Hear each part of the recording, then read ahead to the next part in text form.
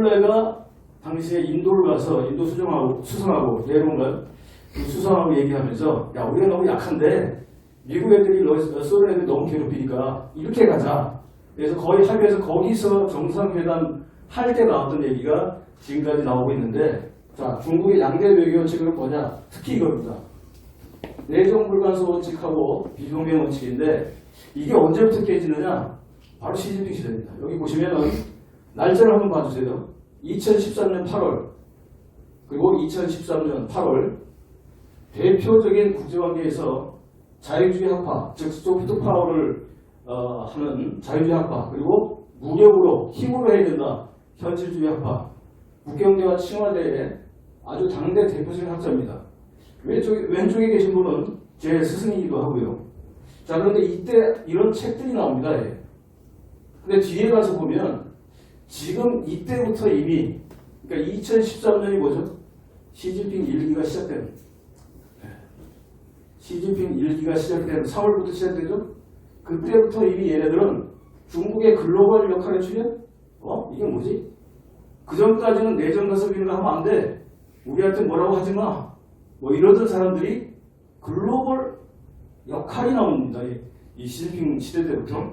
이게 중국이 이제부터 글로벌 역할을 해야 된다 이런 얘기를 시작하게 되는 거죠. 그리고 여기에 보면 역사의 관성에서 보면 미래 10년의 중국과 세계에서 렌제튼 교수는 2013년인데 2023년이 됐을 때 최소한 자기네들이 3개의 항모군단, 가능하다면 5개의 항모군단을 만들 수 있어야 된다. 2013년. 근데 그렇게는 안 됐죠. 근데 어쨌든 지금 3개의 항모는 이미 가지고 있긴 합니다.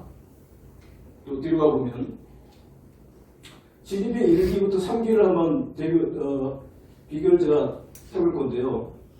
대충 왼쪽만 좀 보십시오. 크게. 해양강국, 신형대국관계, 국가안전위원회, 1대1로 뭐 이런 얘기가 나왔고 2기에서 보면 대공예교. 아까 여기에 보면 이제 앞으로 가겠습니다. 그냥.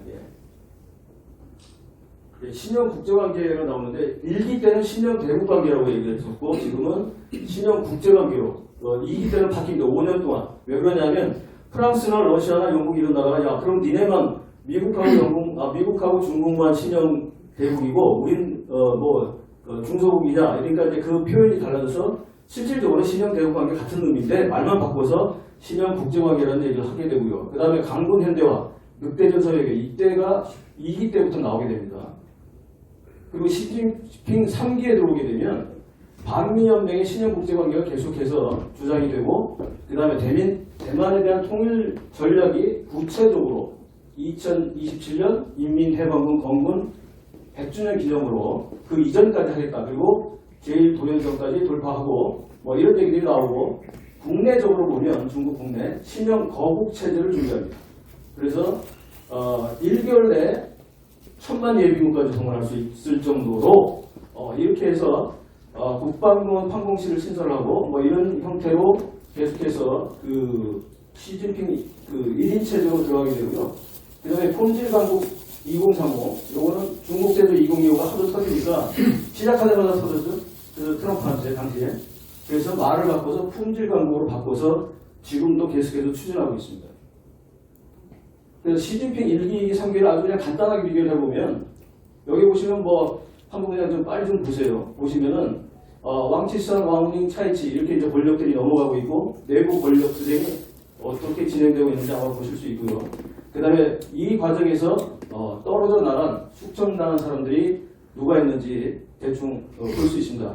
중요한 건 통치수단에서 시진핑이 1기 때는 시리 체제, 즉 당정 체제, 시진핑과 리커창의 시리 체제가 후지타와 원자버의 수원 체제처럼 이렇게 진행이 되다가 2기 때부터는 그게 없어져요.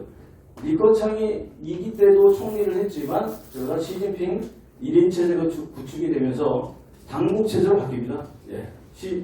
정부가 없어지고 그냥 시진핑이 그냥 탑이죠. 그래서 당국 체제로 가는 거지. 그 이전에는 당정 체제에서 국무원이 역할을 했는데 이 당국 체제라는 표현은 국모의 역할이 없다라는 그 표현으로 이해를 하시면 되겠습니다. 그리고 세 번째는 시진핑 황제 시대에는 시진핑 사상 자체가 이미 헌법을 이기고 있는 공산당 당은 그것보다도 더 시진핑 사상이 더 무게감이 있고 그게 더 우선순위다. 이렇게까지 지금 변화되고 있는 게 지금 현실입니다. 네. 그 얘기를 제가 여기다 요약을 해놓은 겁니다. 그래서 시진핑 1인 천하 당군정 일체가 어떤 형태로 통제가 되는지 이 네 가지로 아주 간단하게 요약이 될 수 있습니다. 예. 금융통제, 과학기술통제, 사이버감시통제까지, 사회감시통제까지 이렇게 부서를 설치를 하고 특히 중공의 중앙사회공작부 이거가 거의 보면 이제 2022년에 지금 여기서 CCTV가 중국에 어디 가나 다 있어요. 그죠? 15개가 넘습니다. 그럼 바로 그냥 딱 찍으면 바로 옆에 화면에 딱 떠요. 만약에 TV 광고 있으면 거기도 뜹니다. 그래서 김정순이가 몇 월 며칠 어디서 벌금을 얼마 내겠고 그걸 돈 냈고 안 냈고 네, 이게 다 나옵니다. 그냥 그 화면에 다 떠버려요. 이런 형태까지도 그리고 그러면 그것이 어떻게 인식이 되느냐 불과 0.01초 만에 그냥 그 카메라가 잡아서 이 14억 인구의 그 표본을 그냥 바로 뽑아낼 수 있을 정도까지 시스템이 완료가 됐습니다. 이게 언제 시작했느냐? 2013년 11월달 삼중전회에서 7대 계획에서 시진핑이 계획하고 그 완성 연도의 목표를 지시한 게 2022년까지였어요. 근데 목표 달성했습니다. 네. 그러다 보니까 지금 이제는 아예 사회감시 통제해가지고 중앙사회공작부에서 이 일을 다 이제는 전문적으로 하고 있고 실제로 신용등급제라는 얘기를 합니다. 그러니까 신용등급이 뭐죠? 우리가 은행에서 돈 빌리려면 그거 신용등급이 있잖아요. 근데 이거는 그 신용등급이 아니라 확대되어 있습니다. 어디까지 되어 있는데 내가 만약에 침을 뱉었어. 벌점. 내가 만약에 누구랑 욕하다 걸렸어. 벌점. 뭐 이런 식으로 벌점이 쌓이면 비행기 못합니다. 고속철 못합니다. 점점 이게 이제 제한이 돼. 나중에 그러면 완행버스만 타고 다니야 돼. 전국을. 해외 못 나갑니다. 뭐 이런 식이에요. 돈 못 빌고 뭐 못 사고 이런 건 그냥 기본이고요. 자, 이런 거예요. 자, 왜 제가 이런 말씀을 드리느냐? 바로 아까 이재명 교수 말씀하셨던 대로 조금 있으면 우리가 바로 인민민주주의로 넘어가 버리면 이재명이 되면 이렇게 되는 거예요. 자유민주주의에서 지금 다수민주주의라고 하는 그 다수의 행보를 우리가 느끼고 체험하고 있지 않습니까? 근데 그거는 소수로 넘어가서 아예 인민민주제로 소수가 다수를 억압하는 걸로 바뀌어버리는 거예요. 네. 그 상황 때문에 제가 말씀드린 거고 이건 조금 속도를 내보겠습니다. 뒤부터는. 자, 그럼 미국과 중국 지금 어떻게 되느냐? 이것도 한번 정리해 볼게요.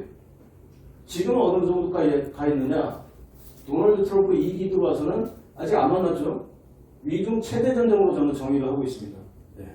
패권 전쟁 수준이 아니라 이미 앞전에 이 교수님 말씀하셨던 대로 이제 트럼프가 거의 시진핑 체제뿐만 아니라 시진핑 밖에도 상관없어요. 어차피 공산당을 무너뜨려야 되기 때문에 CCP하고 즉 미국이 지금 이 순간 아니면 트럼프 정도의 강한 파워를 가진 리더십을 가진 사람이 아니면 CCP와는 못 시킵니다. 그러니까 CCP만 체제만 무너뜨리면 모든 나라가 다 편해져요. 예. 안 그렇습니까? 예. 그래서 저희는 지금 볼 때 이것을 트럼프에게도 그렇게 우리가 계속해서 건의해야 되고요. 저는 지금 제가 이제 뒤에 가서 잠깐 말씀드리겠지만 국제멸공연맹을 이미 12월 달에 작년 12월 달에 발족해서 이걸 만들겠다. 한국과 대만과 일본과 미국 시민사회가 합쳐서 이걸 만들 테니 트럼프 당신이 이걸 뒤에서 지지하고 후원해주고 시진핑이나 중국 공산당과의 협상에서 우리를 협상카드로 써라 라고 이미 레터를 보내놨습니다. 4월 4일날 이미 그것이 우리가 기각이 됐다면 저는 이미 대만 가서 이걸 가지고 이미 진행을 했을 것이고 그러나 이번에 6월 3일날 만약에 지더라도 진행할 거고 국제멸공연맹 갑니다. 여러분께서도 국내 한국 공부에 대해서는 많이 참여를 바라고요. 어쨌든 뒤에 공부를 설명을 드릴게요. 자, 이렇게 갈 건데 얘네들이 지금 보면 기술도둑이 아까 말씀드렸던 중국제도 205가 품질 203으로 바뀌긴 했습니다만 사실 같은 개념이에요. 같은 개념. 계속 이 도둑질을 하고 있습니다. 그런데 이제 우리도 알고 가장 중요한 미국이 알고 있습니다. 이러다 보니까 이것도 아마 거의 시진핑이 하는 것 중에 제대로 되는 게 거의 하나도 없죠. 하다 말고 이렇게 되는데 아마 그렇게 되도록 우리도 도와야 되고 그렇게 해야 될 겁니다. 자, 어쨌든 이런 진행들이 좀 진행되고 있었다. 그래서 2023년부터 보면 지금 현재까지 한 4가지 정도의 새로운 뉴노멀 현상이 일어나고 있다. 이렇게 정의를 우리가 한번 해볼 수 있을 것 같습니다. 물론 제 개인적인 생각이기 때문에 참고로만 하시고, 자, 이런 정도로 우리가 지금 현재 엄청나게 순식간에 변화하고 있는 오늘과 내일이 순식간에 달라지는 이런 사회에 저희가 살고 있습니다. 예. 그 얘기를 드리려고 이 표를 이 내용을 좀 정리를 했고요. 뭐 상세히 설명 안 드려도 되죠.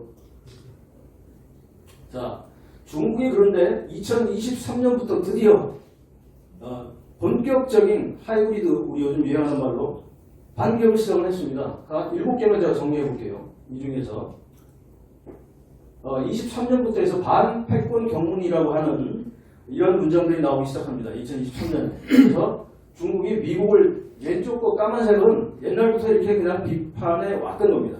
뭐 색다른 건 없습니다. 비판해 왔는데 오른쪽 빨간 거. 그러면서 반미 책동을 이런 식으로 본격적으로 시작을 합니다. 예. 그리고 이전에는 암암리하거나 뭐 이렇게 숨기고 했다가 뭐 이런 내용들이고요. 각 분야별로 이렇게 해서 특히 5가지 분야로 나눠서 세분화시켜서 이걸 디테일하게 반격을 시작했습니다. 그 중에서 7가지만 보면 인지전, 예, 여론전, 뭐 여러분들 아시지만 자 23년부터 지금까지 계속해서 요거는 주로 23년을 시작 기점이기 때문에 업데이트를 좀 해야 됩니다. 2024년, 25년 어떻게 됐는지. 그래서 2023년 기준으로 보면 이런 것들이 실제로 되고 있었고, 특히 두 번째 보면 요 밑에 보면 드디어 중국인들이 그 얘기를 합니다. 드디어 우리도 사법적으로 반격을 시작했다. 난리가 났어요 이때. 예. 중국 사람은 난리 났었습니다. 자, 이렇게 돼 있고, 법안을 가지고 법안끼리 이제 싸우기 시작했다는 겁니다. 통화합회전, 뭐 다 아시죠? 이민배 국제화, 뭐 이거 예전부터 시도를 했었고, 특히 시진핑 때 들어와서 이걸 많이 강조를 했었고요. 예. 그런데 이제 미국도 그렇다면 이게 반격을 어떻게 할 거냐, 뭐 이런 것들도 있습니다. 그러나 아직 여기까지 갈 필요가 없기 때문에 안 하는 것 같지만, 어쨌든 이 통화합회전도 있고요. 자원전, 에너지전, 뭐 이거 다 보시면 중국이 얼마나 많은 주요 에너지들이 중국 그 넓은 땅에 있는지, 그게 어떻게 해서 무기화가 될 수 있는지, 이 천혜 자원이 아주 정말 부럽기도 하고, 중국이 이렇게 많이 있습니다. 이 무기가 지금 무기화하고 있고요. 그 다음에 스파이전이나 사이버전, 뭐 5대 전술, 3대 목표, 3대 목적, 뭐 이런 식으로 제가 정리를 좀 요약을 해봤습니다. 이 내용 잠깐 보시면 대충 이렇게 지금 현재 특히 시진핑 시대에 있어서 2023년 때부터, 예. 그럼 2023년이 어떤 때죠? 첫째는 시진핑이 3기로 넘어가는 황제로 들어서는 그 기점이고, 두 번째는 시진핑 개인으로 국내로 보면 2020년부터 2022년까지 거의 3년간 제로 코로나로 중국 경제나 중국 사회가 거의 올스토커에 대해서 망할 때 아닙니까? 엄청나게 많은 사람들이 죽었지 않습니까? 그죠? 저는 그거 이미 2019년대 제가, 그러니까 95년에 중국을 삼성 S대의 주재원으로 나가서 2019년에 25년 만에 영국 귀국할 때까지, 그리고 2019년에 들어와서 홍콩 우산혁명 하반기에 있었잖아요. 6개월 동안. 그거 제가 계속 방송했습니다. 그리고 2020년 1월부터 아마 제가 국내에서 처음으로 우한폐렴 발표를 유튜브에서 했을 거예요. 그게 11월 사실은 20일 정도부터 그게 발생이 돼 있었어요. 그 방송도 제가 했었고. 근데 이걸 계속 뒤로 미루다 보니까 나중에 시진핑이 1월 달에 이것을 빨리 이거를 대안을 세우고 우한을 봉쇄시키거나 하다못해 그 호국성을 봉쇄를 시켰다면 이렇게까지 안 했을 텐데, 시진핑의 이 정치적인 판단 착오로 국내에 대한 자기 어떤 문제 때문에 이거를 보고받고 뒤로 밀어놨다가 결국은 이렇게까지 터져버렸던 건데요. 그 상황을 다 제가 우한폐렴에 관련된 것도 1년 이상 방송을 했습니다. 한 150차례 이상 했을 거예요. 그러다 보니까 뭐 정지도 먹고 한 3, 4개월 기본 올라오면 못하기고 8개월 만에 한 8, 9만 했는데 광고도 안 붙여주고 어쨌든 지금까지도 제재를 받고 있습니다. 어쨌든 이제 그렇고요. 뭐 이런 것들이 이제 진행됐는데 바로 2023년부터 시진핑이 그 다음에 2022년에 또 11월 26일부터 28일까지 백지시위도 일어났잖아요. 중국 전역에 이렇게 이런 일이 일어난 적도 없었지 않습니까? 그죠? 어떤 지도자도 뭐 시진핑 물러가라, 공산당 퇴출 이 얘기를 들어본 적이 없어요. 전국적으로, 거국적으로, 물론 개인적으로 들어본 적이 있어도 시진핑 때 이게 2022년 11월 26일부터 28일 그러니까 2023년부터는 시진핑이 다른 형태로 이 공격적으로 나가게 됩니다. 그래서 지금 이제 오늘 메인 주제로 제가 차은학회라는 게 있어요. 여러분들 좀 많이 들어보셨을 겁니다. 한방명 혹은 한팡밍. 2009년 10월 달에 생겼는데 한팡밍이라고 하는 이 사람은 정역 외사의 주임입니다. 이 사람은 지금 현직 차관입니다. 물론 2023년 3월 달에 이 차관직에서 잘렸습니다. 개인 비리가 있어서 잘렸는데 나중에 질문사항이 만약에 있거나 하면 그때 그 내용도 재밌어서 좀 말씀드릴 수 있는데 어쨌든 그런 게 있었고 그런데 연구하는 내용을 보면 한반도 문제, 인권과 티벳 문제 이런 것들을 사실 보면요. 티벳이나 서장, 신장, 티벳 쪽, 또 위구르족 이쪽을 사실은 통제하는 데 대해서 자기들이 민관 외교 차원에서 그것을 선전용으로 하기 위한 소위 말하는 앞전이도 하고 있는 거예요. 그것을 다 감싸버리고 우리가 뭐 티벳이나 그 위구르족이나 이런 쪽에 그 평화를 위해서 인권을 위해서 뭘 연구를 하고 있고 뭐 이런 말도 안 되는 반변식의 이런 연구 결과물들이 나오는 그걸 대표적으로 하고 있는 그런 집단들이에요. 딱 보면 발간물도 굉장히 많은데 딱 보면 실제로 그 연구센터 같습니다. 말이 학회지 실제로는 이제 연구원 같은 개념인데 그러나 실제로 하고 있는 것은 오늘 제가 말씀드리는 뒤에서 나오는 이런 저희가 알고 있는 스파이 활동을 얼마나 했는지 우리가 지금부터 좀 살펴보겠습니다. 한국인들은 누가 있느냐? 국제자문위원 3명이 있는데 임창열, 한기호, 그리고 김진표. 김진표 오늘 얘기 많이 나올 거예요. 한번 들어보시죠. 한기호가 있네. 그리고 고구 연구위원은 파란색으로, 연구위원은 이제 까만색으로 8명이 있습니다. 근데 이분들 중에서 딱 한 사람만 제외하고 나머지는 전부 다 애국파들이고 그 이전에 우리가 관계가 좋았을 때 이렇게 이제 있었던 거고 관계가 나빠지기 시작하면서 저쪽 원래부터 그거하고 상관없이 스파이 짓을 하고 있는 사람 딱 한 사람이 있습니다. 송이라는 사람이 있는데 누구라고 이름 얘기 안 하겠습니다. 말씀하시죠. 저는 얘기한 적이 없습니다. 여러분들이 그냥 아시는 거고요. 다 알고 계시네 벌써. 이 친구가 계속해서 김준표하고 엄청난 일들을 뒤에서 보면 하게 됩니다. 보십시오. 아마 저는 이제 이재명이가 되고 나면 쟤네들한테 엄청나게 수를 당할 것 같아요. 자, 보면은 색깔별로 우리가 한번 분석을 해볼 거예요. 자, 이게 2022년부터 22년까지인데, 물론 이거는 한국 언론에는 안 나온 거예요. 이거는 중국 언론에 나온 것만 제가 발췌해서 압축해 놓은 겁니다. 그럼 여기에 더 있다는 얘기죠? 한국의 언론까지 집어넣으면 더 많다는 얘기예요.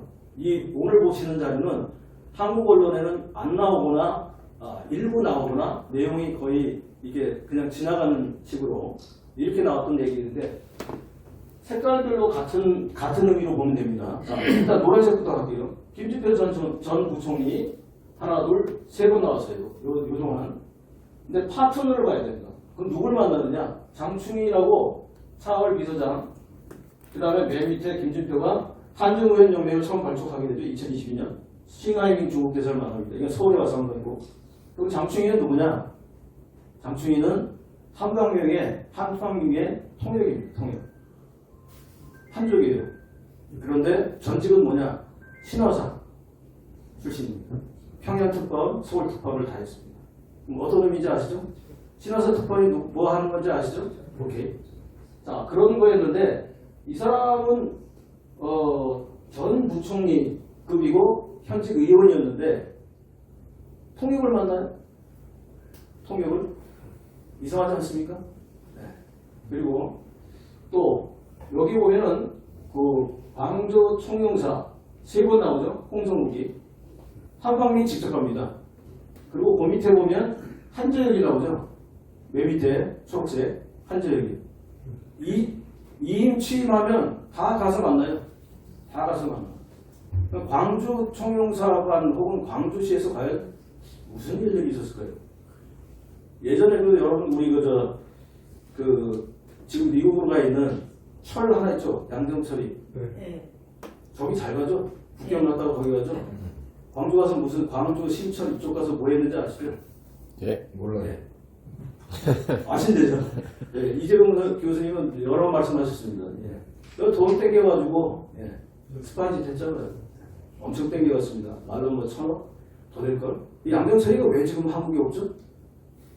겁나잖아. 다 땡겨가지고 어디 갔습니까? 미국 가 있잖아요. 안전하죠? 그 친구 아주 똑똑해요. 네. 자, 이제 그렇고, 장화성 주중대사가 만나는 사람들을 보십시오. 장화성이가 이창민 차월 비서장을 만나요.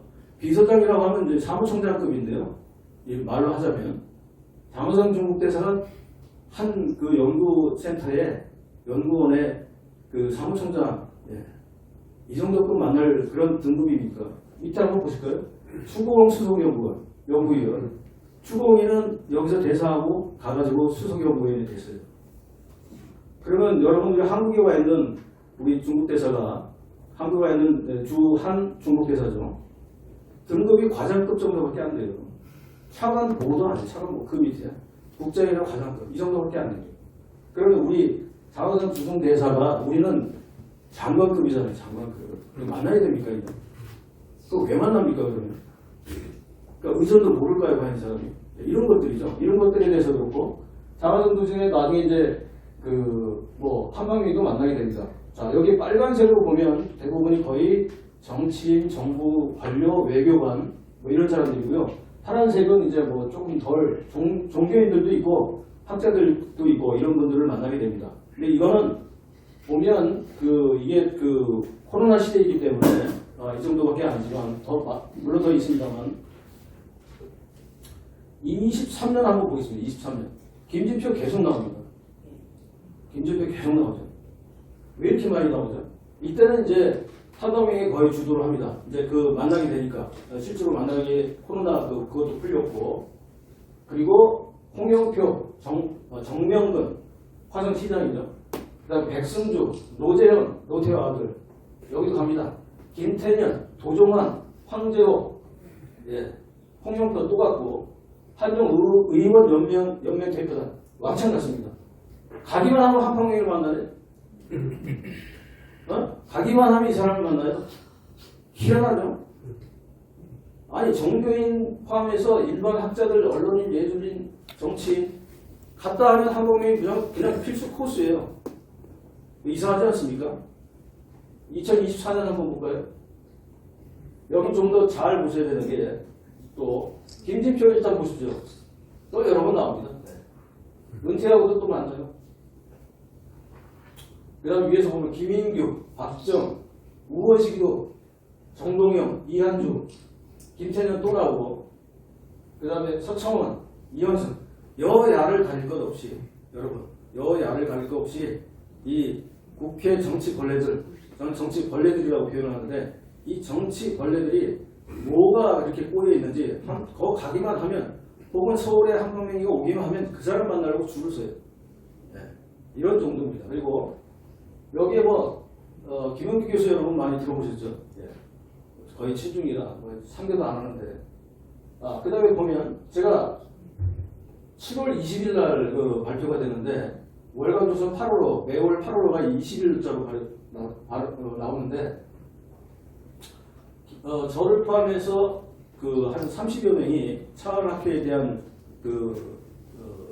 특집 인터뷰에서 인터뷰를 한 게 7월 20일 날 온라인에 발표가 됩니다. 서적은 따로 이미 나왔고 그런데 7월 20일 날 무슨 일이 있느냐? 세계일보 이모식이라고 하는 북경 특파원이 한강민 회장을 만나서 그런 게 아니다 라는 해명 그런 게 아니다라는 해명 기사를 나옵니다. 이거 한번 찾아보시면 재밌습니다. 그리고 그 다음에 여기 보면은 뭐라고 맨 마지막에 나오냐면 한중 관계는 청소년 교류부터 문화 교류부터 해야 된다 이런 건 뭐 뻔한 소리를 하게 됩니다. 그리고 맨 마지막에 딱 의미 있는 말이 나오는데 한평맹이가 조만간 곧 한중 관계에 큰 변화가 있을 것이다. 그 발전에 있어서 큰 변화가 있을 것이다라는 얘기를 합니다. 그게 뭐냐? 8월달에 나오는 국회 한중동행 설립입니다.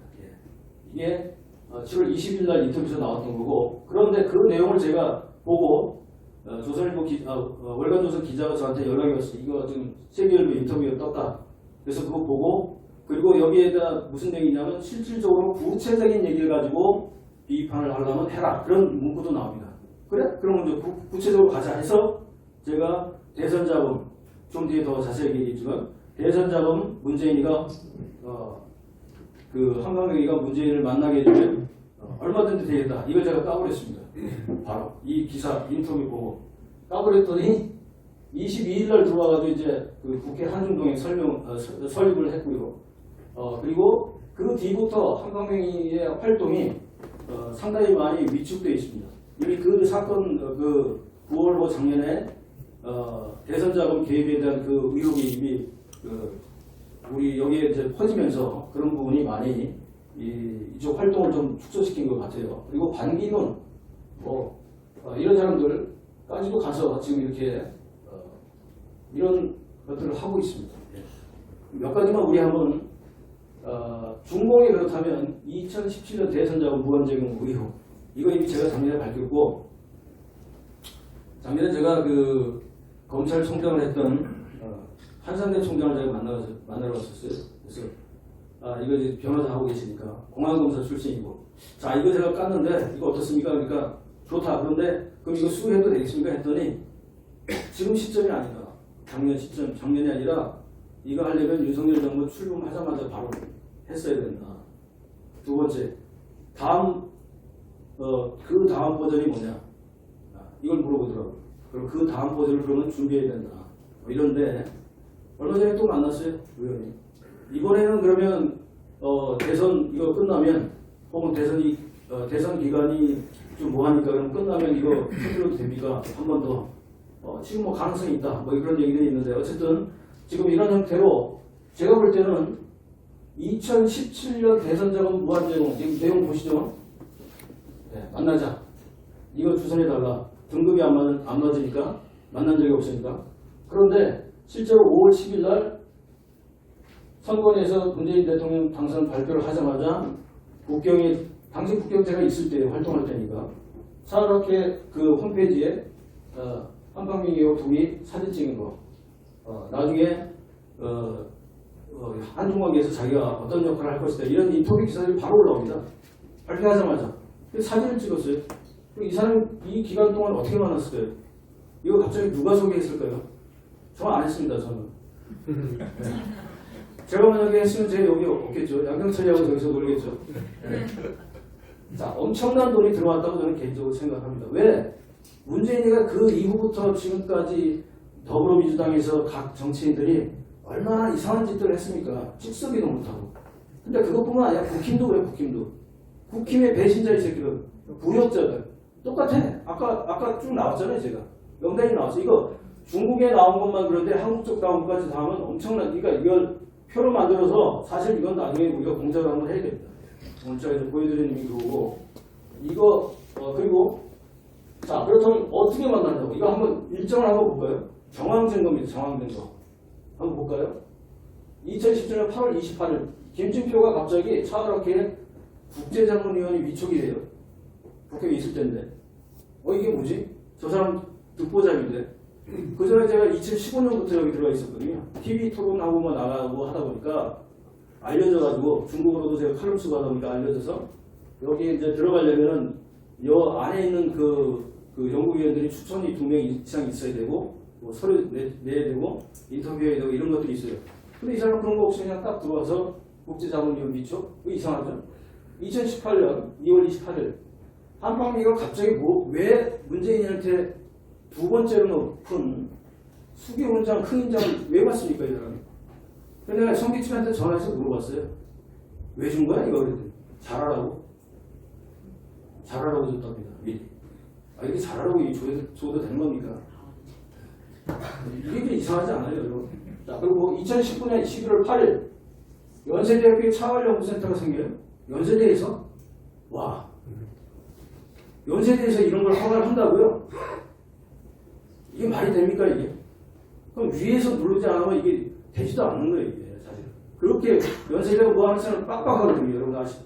이게 이것도 이상해. 그리고 8월 22일 날 한중동행 설립, 아까 앞에서 보셨죠? 공동의장이 한강민이야. 그리고 나루승 대표, 이게 뭐 바지예요. 뒤로 가보면 그런 얘기 나오는데, 그 다음에 그럼 국회에 등록된 사단법인 한중동, 왜 국회에 이걸 왜 등록하죠? 네? 기업가하고 중국의 로비스트인데 실질적으로 뭐 그러면 학회 회장이라고 칩시다. 근데 이 사람은 왜 한중동을 사단법인을 하필이면 국회에다 등록을 하게 됩니다. 보십시오. 2024년 12월 7일 날 국경에서 국회 입법조사처입니다. 박상철 이 사람은요 차관급입니다. 현직 차관. 근데 이 사람이 이 대변을 이끌고 가요. 그리고 느닷없이 가서 8월 22일 날 국회에서 한중동이 사단법인을 설립이 됩니다. 실제로 등록은 6월 달에 됐어요. 6월 달에 해놓고 행사는 8월 22일 날 한 겁니다. 이런 게 있고, 그 다음에 기타 몇 가지 있지만 몇 가지만 요약해보면 연세차활학교 이거 왜 생겼지? 이게 필요하냐? 이런 거고, 김진표와 한팡민의 커넥션 눈은점 지금 요 표 몇 가지만 봐도 이상하지 않으세요, 여러분?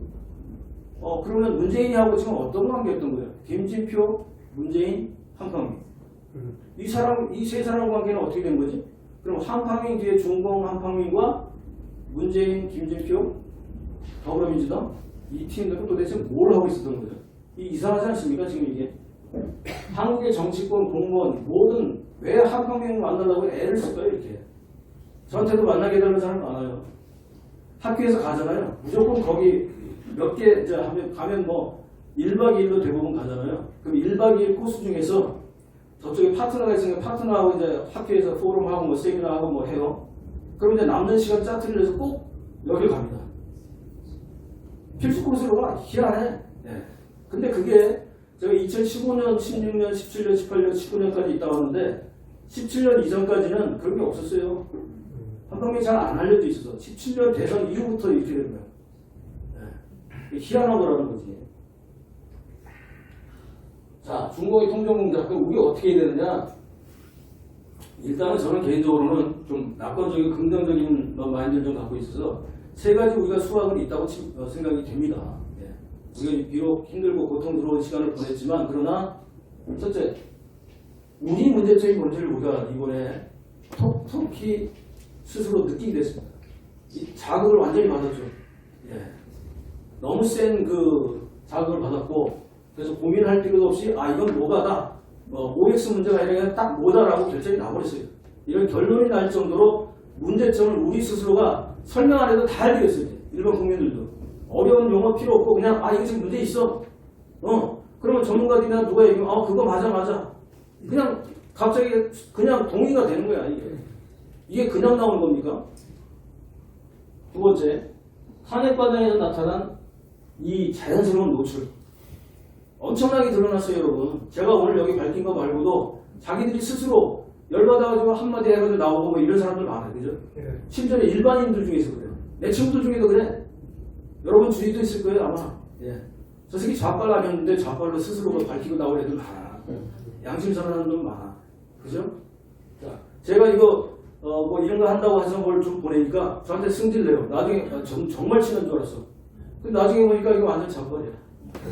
저 만나고 막 가서 다닐 때는 뭐 김박수 어쩌고저쩌고 하더니 다 듣고는 나중에 딴짓하는 거지. 자, 이런 거 우리 경험해봤습니다. 그죠? 세 번째, 우리 애들 정말 자랑스럽습니다. 정말 뭉클하고 얘들이 있어서 우리 희망이 있었잖아. 세 가지 동력을 가지고 우리가 뭘 해야 되느냐? 다섯 가지예요. 다섯 가지인데 이게 정부나 국회나 이런 데서 이놈들이 할 리가 없습니다. 만약에 김문수가 대통령이 돼서 새로운 정부가 만들어진다면 약간 뭐 의문적으로 글쎄 이 정도지, 나머지는 누가 되면 다 꽝이야. 그죠? 그래서 우리가 뭘 해야 됩니까? 시민운동부터 우리가 시작해야 됩니다. 맞습니다. 우리가 시작해서 우리가 한 팀이 되고 우리가 한 팀이 돼서 범시민운동도 하고 간첩법 개정을 안 하니까 하게끔 만들고 끝까지 싸워야 되고 28 총선에서 우리가 뒤집기를 해야 되고 그 뒤집기에 저희 같은 86세대들이 물러나고 1020, 30 개봉 세대들이 저희들을 대신할 수 있도록 저희들이 앞장서서 저부터 앞장서서 40대 기술은 옛날에 나왔지만 지금은 2030 기술론으로 우리 86세대가 깨끗하게 물러나겠다, 잘못했다 하고 그 대신 우리 역할을 하겠다 라는 그런 메시지를 계속해서 우리가 보여줘야 되고 2030 이후배들을 키워야 됩니다. 그리고 민관, 군, 상설 감시, 국제협력기구 이건 제가 여기서 이제 마지막으로 말씀드리면 마지막 페이지이기 때문에 국제협력기구는 이미 제가 설립을 했어요. 그래서 추진본부라는 이름으로 하고 있습니다.